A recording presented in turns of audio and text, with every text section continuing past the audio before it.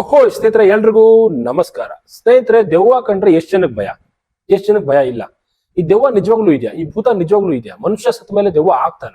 ಹಾಗಾದ್ರೆ ಮನುಷ್ಯ ಸತ್ತ ಮೇಲೆ ದೆವ್ವ ಆದ್ಮೇಲೆ ಇನ್ನೊಬ್ಬ ಮನುಷ್ಯನ ಕೊಲ್ತಾನ? ಈ ಆತ್ಮ ಅನ್ನೋದು ಹೇಗೆ? ಈ ಆತ್ಮ ಇನ್ನೊಬ್ಬರನ್ನ ಕೊಲ್ತದ? ಭೂಮಿ ಮೇಲೆ ಓಡಾಡ್ತದ? ಸೊ ಇದೆಲ್ಲಾ ಪ್ರಶ್ನೆಗಳಿಗೆ ಇವತ್ತು ಉತ್ತರ ಕೊಡಕ್ ಹೊರಟಿದ್ದೀನಿ. ಸ್ನೇಹಿತರೆ, ವಿಡಿಯೋ ಪೂರ್ತಿ ನೋಡಿ, ಸ್ಕಿಪ್ ಮಾಡದೆ ನೋಡಿ, ಒಳ್ಳೆ ಮಜಾ ಸಿಗುತ್ತೆ ಅಂತಾನೆ ಹೇಳ್ಬೋದು. ಸ್ನೇಹಿತರೆ, ಲೇಟ್ ಮಾಡೋದು ಬೇಡ, ವಿಡಿಯೋ ಶುರು ಮಾಡೋಣ. ಸ್ನೇಹಿತರೆ, ಮೊದಲನೇದಾಗಿ ಒಂದು ಚಿಕ್ಕದಾಗ ಒಂದು ಸ್ಟೋರಿ ಹೇಳ್ತೀನಿ. ಒಬ್ಬ ಹುಡುಗ ಮದ್ವೆ ಹೋಗಿರ್ತಾನೆ. ಸೊ ಮದ್ವೆ ಹೋಗಿರ್ಬೇಕಾದ್ರೆ ಮದ್ವೆ ಮನೆ ಹಿಂದೆ ಪೂರ್ತಿ ಗ್ರೌಂಡ್ ಇರುತ್ತೆ. ಅದ್ರ ಗ್ರೌಂಡ್ ಒಳಗಡೆ ಅವರ ದಿಬ್ಬಡೆ ಹೊರಟಿರತಕ್ಕಂತ ಲಾರಿ ನಿಲ್ಸಿರ್ತಾರೆ. ಸೊ ಅಂತ ಟೈಮಲ್ಲಿ ಅವನು ರಾತ್ರಿ 4 ಗಂಟೆಗೆ ಲಾರಿ ಮೇಲೆ ಮಲಗಿರ್ತಾನೆ. ಲಾರಿ ಮೇಲೆ ಮಲಗಿರ್ಬೇಕಾದ್ರೆ ರಾತ್ರಿ 4 ಗಂಟೆ ಅವ್ರಿಗೆ ಎಚ್ಚರ ಆಗುತ್ತೆ. ಎಚ್ಚರ ಆದ ಕೂಡಲೇ ಎದ್ದು ನೋಡ್ತಾನೆ. ನೋಡಿದಾಗ ಮದುವೆ ಮನೆ ಹಿಂದೆ ಒಂದು ದೆವ್ವ ವೈಟ್ ಸಾರಿ ಹಾಕೊಂಡು ನಿಂತಿರೋದು ಅವನಿಗೆ ಕಾಣುತ್ತೆ. ಸೊ ಆಗ ಅವನು ಗಾಬರಿಯಿಂದ ಲಾರಿಯಿಂದ ಎಗರಿ ಮದುವೆ ಮನೆ ಮುಂದೆ ಓಡೋಗಿ ಜನಗಳಿಗೆ ಹೇಳ್ತಾನೆ, ಸೊ ಈ ತರ ಮದುವೆ ಮನೆ ಹಿಂದೆ ದೆವ್ವ ಇದೆ ಅಂತ. ಸೊ ಇದು ದೆವ್ವ ದೆವ್ವ ನೋಡಿರ್ತಕ್ಕಂಥ ಹುಡುಗರ ಕತೆ. ಆದ್ರೆ ಇಲ್ಲೊಂದು ಟ್ವಿಸ್ಟ್ ಇದೆ. ಏನಪ್ಪಾ ಅಂದ್ರೆ, ಅದೇ 3-4 ಗಂಟೆಗೆ ಅವನು ಬಂದು ಹೇಳಿದಾಗ ಅಲ್ಲಿರ್ತಕ್ಕಂಥ ಜನ ಮದುವೆ ಮನೆ ಹಿಂದೆ ಹೋಗಿ ನೋಡಿದಾಗ ಓಡೋಗ್ತಾರೆ. ಎಲ್ಲ ಓಡೋಗಿ ನಿಂತ್ಕೊಂಡಿರ್ತಾರೆ, ಸಾಲ ನಿಂತ್ಕೊಂಡು ದೆವ್ವ ಇದೆ ನೋಡ್ತಾ ಇರ್ತಾರೆ. ಅಂತ ಟೈಮಲ್ಲಿ ಅವ್ರಿಗೆ ಗೊತ್ತಾಗತ್ತೆ ಮದುವೆ ಹೆಣ್ಣು ಅಲ್ಲಿಗೆ ಅವರ ಪರ್ಸನಲ್ ಕೆಲಸಕ್ಕೆ ಹೋಗಿರ್ತಾಳೆ ಅಂತ. ಅಂದ್ರೆ ನಮ್ಮ ಹಿಂದೂ ಧರ್ಮದಲ್ಲಿ ಕೆಲವು ಕಡೆ ಮದುವೆ ಹೆಣ್ಣಿಗೆ 3-4 ಗಂಟೆ ಅಥವಾ 5 ಗಂಟೆ ಸುಮಾರು ಬಿಳಿ ಸೀರೆನ ಉಡಿಸಿ ಅವಳಿಗೆ ಸ್ನಾನವನ್ನ ಮಾಡಿಸುವಂತ ಕಾರ್ಯವನ್ನ ತುಂಬಾ ಕಡೆ ಮಾಡ್ತಾರೆ. ಸೊ ಹಾಗಾಗಿ ಅದು ಮದುವೆ ಹೆಣ್ಣು. ಅದನ್ನ ನೋಡಿ ಇವನು ದೆವ್ವ ಅನ್ಕೊಂಡ. ಅವತ್ತೇನಾದ್ರೂ ಜನ ಹಿಂದೆ ಹೋಗಿ ನೋಡಿರ್ಲಿಲ್ಲ ಅಂದ್ರೆ, ಅವತ್ತೇನಾದ್ರೂ ಈ ಹುಡುಗ ಮದುವೆ ಮನೆ ಹಿಂದೆ ಹೋಗಿ ನೋಡಿರ್ಲಿಲ್ಲ ಅಂದ್ರೆ ಆಕ್ಚುಲಿ ಅವ್ನು ಅನ್ಕೊಂತಿದ್ದು ಅದು ದೆವ್ವ, 100% ದೆವ್ವ ಅಂತಾನೆ. ಆದ್ರೆ ಅಲ್ಲಿ ಹೋದ್ಮೇಲೆ ಗೊತ್ತಾಯ್ತು ಅದು ದೆವ್ವ ಅಲ್ಲ, ಮದುವೆ ಹೆಣ್ಣು ಅಂತ.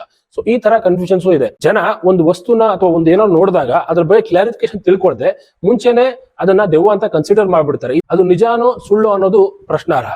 ಹಾಗಾಗಿ ಯಾವ ಕಥೆನ ನಂಬೋದು, ಯಾವ ಕಥೆನ ಬಿಡೋದು ನಮಗೆ ಪ್ರಶ್ನಾರ್ಹ ಆಗಿ ಹಾಗೆ ಉಳಿಯುತ್ತೆ ಸ್ನೇಹಿತರೆ. ಜೊತೆಗೆ ಇನ್ನೊಂದು ವಿಚಾರದಲ್ಲಿ ಏನಾಗುತ್ತೆ ಅಂದ್ರೆ, ಒಂದು 4 ಜನ ಕೂತಿರ್ತಾರೆ. ಸೊ 4 ಜನದಲ್ಲಿ ಒಬ್ರಿಗೆ ಹೇಳ್ತಾರೆ, ನೀನು ಸ್ಮಶಾನಕ್ಕೆ ಹೋಗಿ ಮಳೆ ಹೊಡೆದು ಬರ್ಬೇಕು. ಸೊ ಮಳೆ ಹೊಡೆದು ಬಂದ್ರೆ ನೀನು 1000 ರೂಪಾಯಿ ಗೆಲ್ತೆ ಅಂತ ಒಂದು ಚಾಲೆಂಜ್ ಕಟ್ತಾರೆ. ಸೊ ಅವಾಗ ಏನಾಗುತ್ತೆ, ಅವನಿಗೆ ದೆವ್ವದಿಂದ ಭಯ ಪಡ್ತಾನೆ ಅಂತ ಅನ್ಕೊಂತಾರೆ. ಇವ್ರು ಹೋಗ್ತಾನೆ, ಮಳೆ ಹೊಡೆದು ಬರೋಣ ಅಂತ ಹೋಗ್ತಾನೆ. ಆದ್ರೆ ರಾತ್ರಿ ಎಲ್ಲಾ ಕಾಯ್ತಾರೆ, ಬೆಳಿಗ್ಗೆವರೆಗೂ ಅವ್ನು ಬರೋದೇ ಇಲ್ಲ. ಆಗ ಏನ್ ಮಾಡ್ತಾರೆ, ಊರಿನ ಜನ ಎಲ್ಲ ಹೋಗ್ತಾರೆ. ಹೋಗಿ ನೋಡಿದಾಗ ಅವನು ಆ ಸ್ಮಶಾನದ ಪಕ್ಕದಲ್ಲಿ ಸತ್ತು ಬಿದ್ದಿರ್ತಾನೆ. ನಿಜವಾಗ್ಲೂ ಇವನ್ನ ದೆವ್ವ ಸಾಯಿಸಿದೆ, ಸೊ ದೆವ್ವ ಇವನ್ನ ಸಾಯಿಸಿ ಇಲ್ಲಿ ಬಿಸಾಕಿದೆ ಅಂತ ಜನ ಅನ್ಕೊಂತಾರೆ. ಬಟ್ ಅದಾದ್ಮೇಲೆ ಇದರಲ್ಲಿ ಟ್ವಿಸ್ಟ್ ಬರುವಂತ ವಿಚಾರ ಏನಪ್ಪಾ ಅಂದ್ರೆ, ಮೆಡಿಕಲ್ ರಿಪೋರ್ಟ್ ಅಲ್ಲಿ ಬರುತ್ತೆ ಹಾರ್ಟ್ ಅಟ್ಯಾಕ್ ಇಂದ ಸತ್ತಿದ್ದಾನೆ ಅಂತ. ಜೊತೆಗೆ ಅವನು ಮಳೆ ಹೊಡಿಯಕ್ಕೆ ಹೋಗಿರ್ತಾನಲ್ಲ, ಅಲ್ಲಿ ಮಳೆ ಕೂಡ ಹೊಡಿತಾನೆ. ಅದು ಯಾವ ರೀತಿ ಆಗಿರ್ತದೆ ಅಂತ ಹೇಳ್ತೀನಿ ನೋಡಿ ಸ್ನೇಹಿತರೆ. ಮೊದಲನೇದಾಗಿ ಅವನು ಮಳೆ ತಗೊಂಡು ಮಳೆನ ಹೊಡಿತಾನೆ, ಹೊಡೆದು ಹಿಂದೆ ತಿರುಗ್ತಾನೆ. ಹಿಂದೆ ತಿರುಗಿದಾಗ ಅವ್ನಿಗೆ ಏನಾಗುತ್ತೆ, ಅವ್ನ ಪಂಚನ ಯಾರೋ ಹಿಡ್ಕೊಂಡಿದ್ದಾರೆ ಅನ್ಸುತ್ತೆ. ಅಂದ್ರೆ ಪಂಚ ಬಿಡ್ತಾ ಇರಲ್ಲ.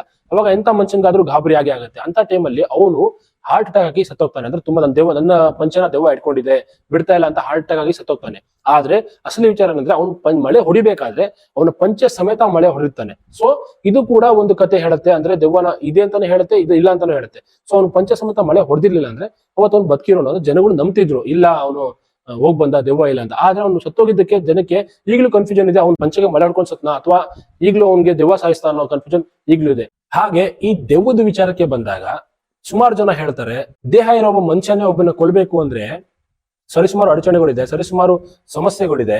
ಆದ್ರೆ ದೇಹ ಇಲ್ದಿರೋ ಆತ್ಮ ಅದು ಅದೇ ಮನುಷ್ಯನ್ ಮಾಡುತ್ತೆ ಅಂತ. ಬಟ್ ಇದ್ರ ಬಗ್ಗೆ ಅದನ್ನು ಕೂಡ ಕ್ಲಿಯರ್ ಆಗಿ ಹೇಳಿಲ್ಲ, ಮನುಷ್ಯನಿಗೆ ಆತ್ಮ ಏನು ಮಾಡೋದಿಲ್ಲ ಅಂತ.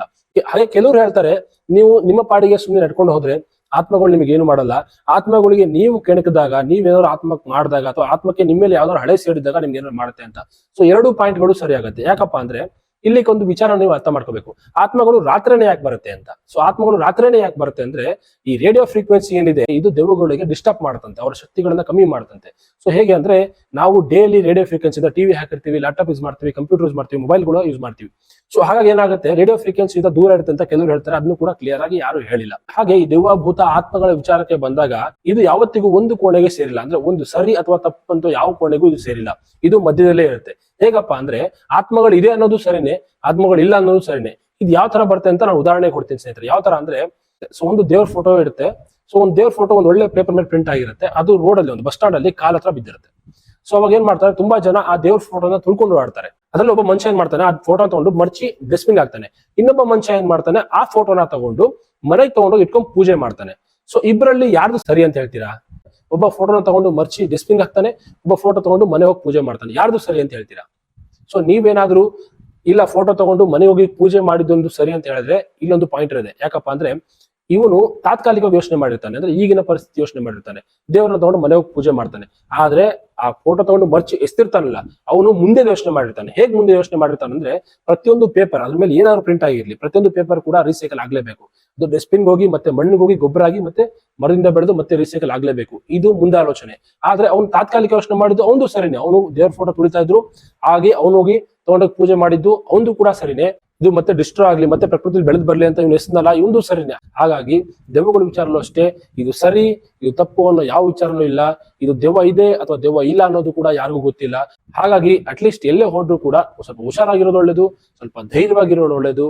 ಹಾಗೆ ದೆವ್ವಗಳ ವಿಚಾರದಲ್ಲಿ ಯಾವತ್ತೂ ತಲೆ ಕೆಡಿಸ್ಕೊಂಡೆ ನಿಮ್ಮ ಲೈಫ್ ಅನ್ನ ಲೀಡ್ ಮಾಡಿ ಅಂತ ಹೇಳ್ತಾ ಈ ವಿಡಿಯೋ ಮುಗಿಸ್ತಾ ಸ್ನೇಹಿತರೆ.